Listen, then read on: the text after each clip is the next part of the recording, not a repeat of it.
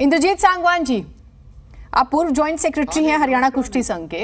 आप एक बार म्यूट हैं, शायद देख लीजिएगा। मेरा प्रश्न आपसे ये है कि अभी हमने एक रिएक्शन सुनाया है ब्रजभूषण शरण सिंह जी का, जिसमें वो ये बात कहते हैं ये एक परिवार, कुछ रेसलर्स, एक अखाड़े और स्टेट का इनकी लड़ाई है, इनकी नाराजगी है। बाकी स्टेट्स के प्लेयर को कोई प्रॉब्लम नहीं है, वो भी उसी में प्रैक्टिस करते हैं, कभी ऐसा नहीं हुआ। दो और बड़ी बातें उन्होंने कही। एक तो ये कि 2012 से अगर कुछ खराब हो रहा था तो आप अभी तक शांत क्यों थे, ये बात उन्होंने कही। और ये कभी भी पुलिस स्टेशन, खेल मंत्रालय नहीं जाते, सिर्फ जंतर मंतर पर आते हैं। आप भी मानते हैं कि ऐसा ही हो रहा है, ये स्पेसिफिक टारगेट किया जा रहा है? अरे ये जो कुश्ती संघ के अध्यक्ष हैं ब्रजभूषण शरण, ये बिल्कुल साफ झूठ बोल रहे हैं। हरियाणा कुश्ती संघ 2012 से ही इनकी गलत हरकतों का विरोध करता आ रहा है। हरियाणा के कुश्ती संघ के प्रधान माननीय दीपेंद्र सिंह हुड्डा जी थे, जिनके नेतृत्व में हरियाणा कुश्ती संघ ने और हरियाणा की कुश्ती ने ऊंचाइयों का सतर छुआ था। ब्रजभूषण शरण एक अपराधी आदमी है जिसके ऊपर 38 मामले पहले से ही दर्ज है। ये हमारे लिए और हमारे देश के लिए सबसे बड़ी शर्म की बात है कि इतने बड़े अपराधी को इतने सम्मानित जो है पद के ऊपर बैठा रखा है। ये किसी एक परिवार की, किसी एक पहलवान की या किसी एक स्टेट की लड़ाई नहीं है। ये बिल्कुल अपनी मनमानी करता है। शुरू दिन से हमारा इसके साथ जो है इसकी जो गलत हरकत है इनको लेके विरोध रहा है। मैं हाल में ज्वाइंट सेक्रेटरी नहीं हूं, मैं जो इनसे पहले हरियाणा कुश्ती संघ था उसमें माननीय दीपेंद्र हुड्डा जी के साथ काम करने का मौका मिला था। हरियाणा की कुश्ती, नॉर्थ इंडिया की कुश्ती में जो काम उन्होंने किया है वो शायद कोई नहीं कर पाएगा। लेकिन आरोप लगे थे दीपेंद्र हुड्डा जी पर भी, तो आरोप लगे, आज वो सफाई देते हुए भी नजर आए। हमने उनका भी रिएक्शन सुनाया है और ये कहा गया कि खिलाड़ियों को उन्होंने उकसाया, और यहाँ तक कि कुछ स्टेटमेंट्स आए थे बजरंग पुनिया को तो एक अधिकारी तक कहा गया कि ये तो अधिकारी की तरह बिहेव कर रहे हैं, कहीं का ऑर्डर आता है और उसे फॉलो कर रहे हैं। और आप ये कह रहे हैं कि आप आज एक चीज मैं और पूछ लेती हूँ सर, ये आप ये कह रहे हैं कि आप लंबे समय से जुड़े हुए हैं, ठीक बात है, तो क्या ये आज की घटना है या लंबे समय से हो रहा था? तो इतना सन्नाटा क्यों था? इतना सन्नाटा इसलिए था कि हरियाणा के भी कुछ लोग जो है इनके साथ मिले हुए थे। जिन गद्दारों ने हरियाणा की कुश्ती का नाश करने का ठेका ले रखा है वो इसकी चापलूसी करते हैं, जिसमें भारतीय कुश्ती संघ के ऑफिस के भी कुछ आदमी शामिल हैं। उन सभी वजह से जो बच्चे थे काफी दिन से इस चीज का दबाव झेल रहे थे। अभी पीछे परमजीत सिंह मलिक कोच ने भी इनकी जो है बातचीत की थी। दूसरा मैं कहना चाहता हूं कि माननीय मोदी जी के पास विनेश फोगाट ने जब उनको परिवार सहित बुलाया था तो ब्रजभूषण शरण की तमाम हरकतों के बारे में उन्होंने प्रधानमंत्री को बिल्कुल खोल के बता दिया था। लेकिन उसके बाद भी इतने दिनों तक प्रधानमंत्री की चुप्पी जो है इस बात को जाहिर करती है कि ब्रजभूषण शरण बीजेपी का विशेष आदमी है। काफी लोग जो है उसको बचाना चाहते हैं, यहाँ तक कि प्रधानमंत्री भी उनको बचाना चाहता है।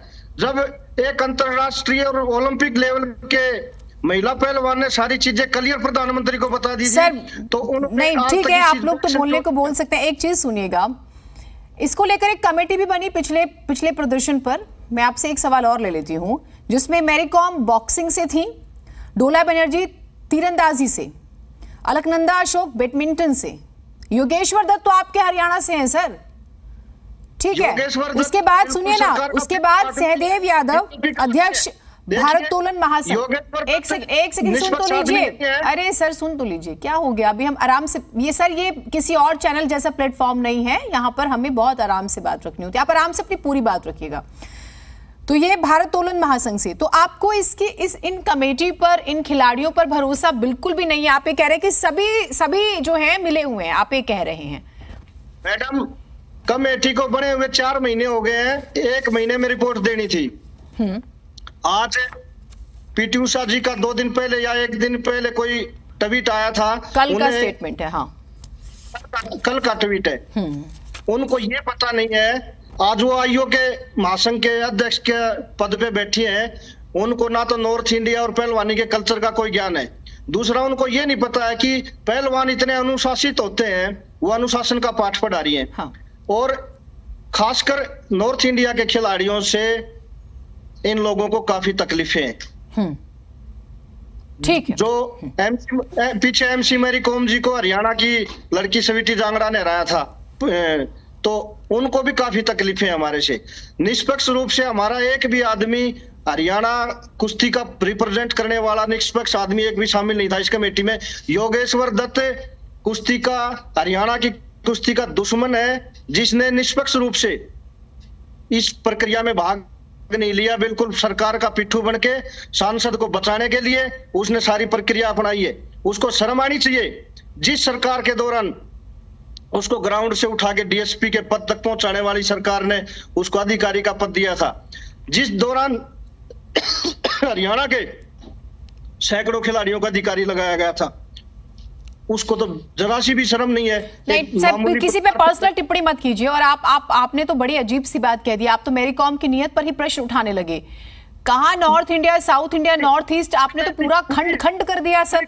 नियत में शक है। नहीं, आपने तो मेरी कॉम की नियत पर भी प्रश्न उठा दिए ना। जब आप लोग ये दुहाई दे रहे हैं कि खिलाड़ी पूरे देश का मान बढ़ाते हैं, बहुत अच्छी बात है, लेकिन आप अन्य खिलाड़ियों को अपमानित थोड़ी कर सकते हैं। मेरी कॉम का हरियाणा के साथ शुरू से 36 का आंकड़ा है। देखिए हरियाणा के लोग मेहनत करते हैं, हरियाणा के बच्चे को आगे लाने के लिए उनके माँ बाप ये ठीक आप लोग, मैं उस विषय पर मैं नहीं जाऊंगी। दूसरी बात ये कि अगर हरियाणा के खिलाड़ी मेहनत करते हैं तो मैरी कॉम ने भी मेहनत की है ना। मैं और आप क्यों नहीं मैरी कॉम बन गए? इसलिए ना। नहीं ठीक है सर, आपकी बात नहीं ठीक है। नहीं सर, उस पे मत जाइए, इतना पर्सनल अच्छा नहीं लगता।